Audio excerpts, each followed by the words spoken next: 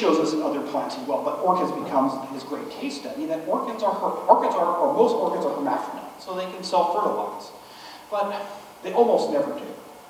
And in fact, what you can see, as the title indicates, that orchids, the floral morphology, the floral anatomy of orchid flowers is, to use this word, designed, seems beautifully designed. It seems contrivance to promote cross-fertilization by insects. Now, the particular form of the flower depends on the insect pollinators, and so one of the things that Darwin does is not just show that orchids are almost always cross-fertilized, and most scientists didn't recognize this, but we can really understand this by looking at the structure of the flowers and understanding this in evolutionary terms. The way that that you have thousands of orchid species, and they basically sort of radiate outward based on these reproductive needs. So it's a really nice use of evolution to explain a really interesting problem in technical sort of botany. How do flowering plants reproduce? After Darwin's evolutionary botany in the early part of the 1860s, scientists know so much more about this. And Darwin would be the first to point out that it's not that he is a more knowledgeable or even better biologist than all these other biologists who didn't recognize this. What's the difference? Well, he makes it quite clear. I had a theory that allowed me to see more deeply into these set of relationships than other botanists did. And so, as he explained this to his really close friend, the American botanist Asa Gray, he says that no one else has perceived that my chief interest in my orchid book has been a flank movement on the enemy. What does that mean? Instead of a frontal attack on religion and metaphysics, he just goes around. He flanks them by talking about these technical sort of issues. And most people, let's be honest, probably don't care all that much about the reproductive biology of flowering plants, but man, if you do care about this, this is good stuff. And it also reorients the debate over monkey brains and our relationship to animals and all of these really hot-button cultural issues to a type of technical science in which scientists can debate amongst themselves. Now, Daubeny, to return to him, was very impressed by this. And again, he's a botanist, and he recognizes, he cares about these issues, and he recognizes the technical brilliance of what Darwin was able to do. And so, 1862, this is even 3 years before that first quote that I started with, he's at the annual meeting with the British Association for the Advancement of Science. This is the major meeting for science in Britain at the time. So this is huge. Not just scientists, but the general public, journalists are there. And he gets up and he tells his audience, he says, people are slagging on Darwin. He says, okay, read Orchids, read it, because it was important to Darwin's reputation as it would dispel many notions which had been wrongly entertained with regards to the tendency of his writings. So what do you say?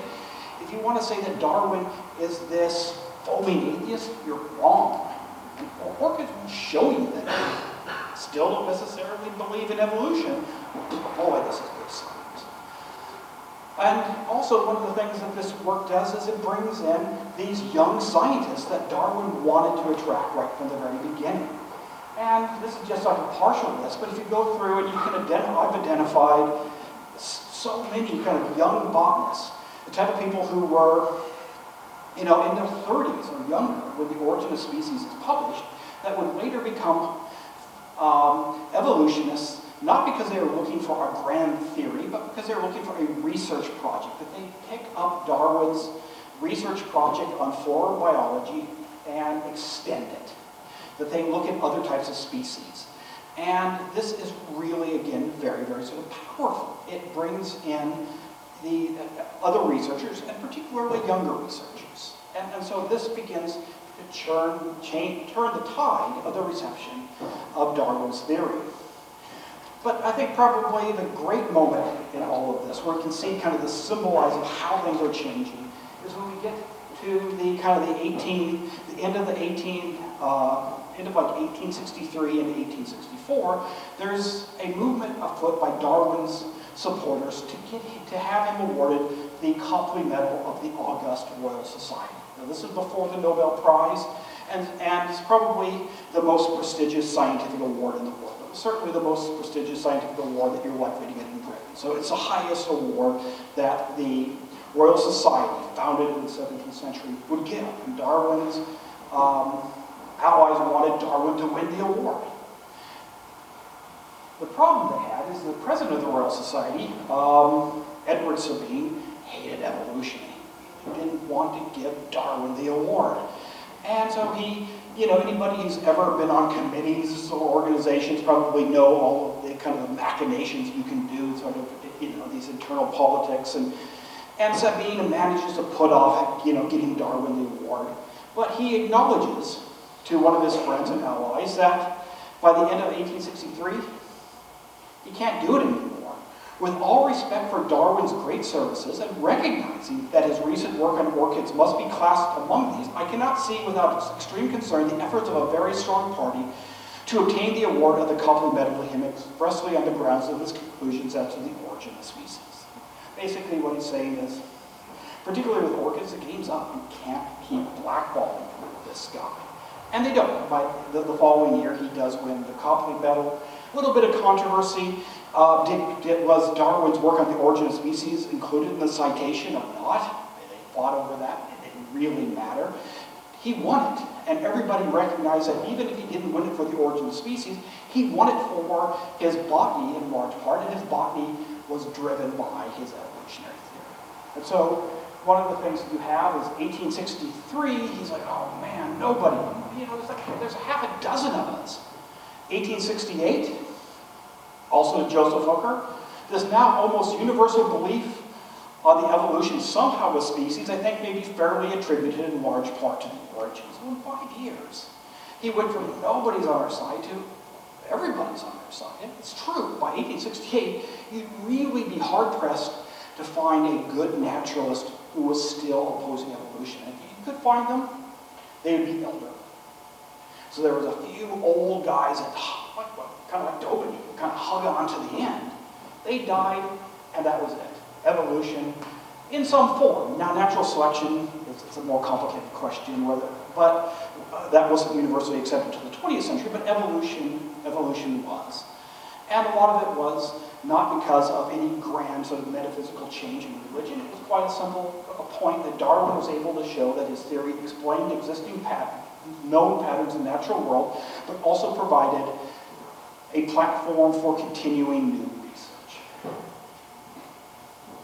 And so, from that point, Darwin goes from strength to strength. I mean, he publishes 11 more books after The Origin of Species, many papers, landmarks, all of them in some way in the history of science, from fertilization of plants to earthworms to the descent of man, and so on and so forth.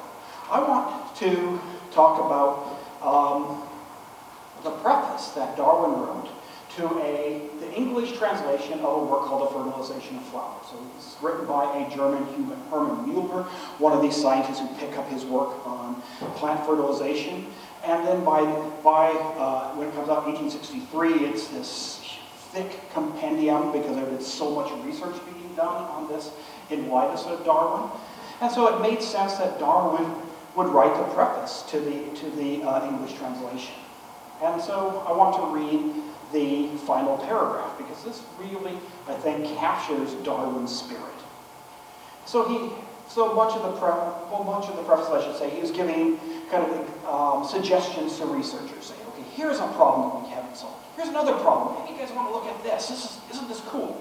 And he says, well, I'm not going to make any further suggestions, because these will occur in abundance to any young and ardent observer who will study Müller's work and then observe for himself, giving full play to his imagination, but rigidly checking it and testing each notion experimentally. If he will act in this manner, he will, I may judge by my own experience, receive so much pleasure from his work that he will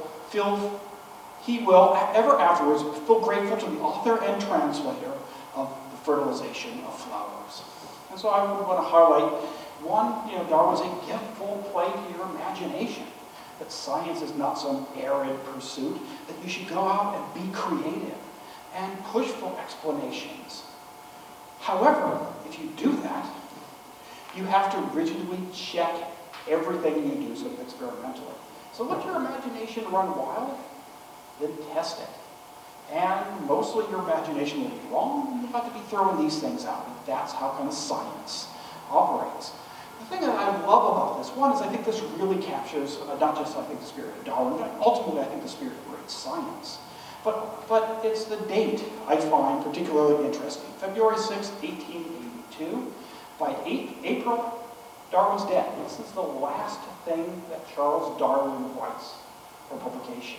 So give play to your imagination, and test it experimentally, I think, is a wonderful kind of sending off for a really remarkable career that ultimately concludes with Darwin's funeral in Westminster, where, if you're ever in London, I would strongly recommend that you visit Westminster Abbey for many reasons, but to pay respects to Charles Darwin is certainly one of them.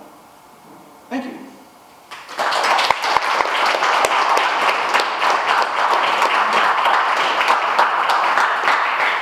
Thank you, Doctor. And we have about 10 to 15 minutes for questions and answers.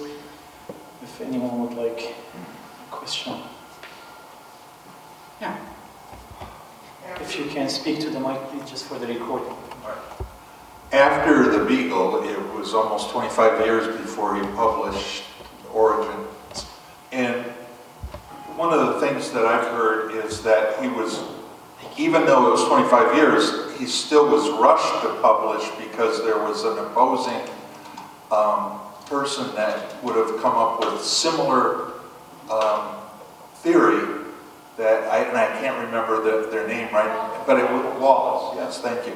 And they had looked at the same events happening, only in a much smaller area of Southeast Asia.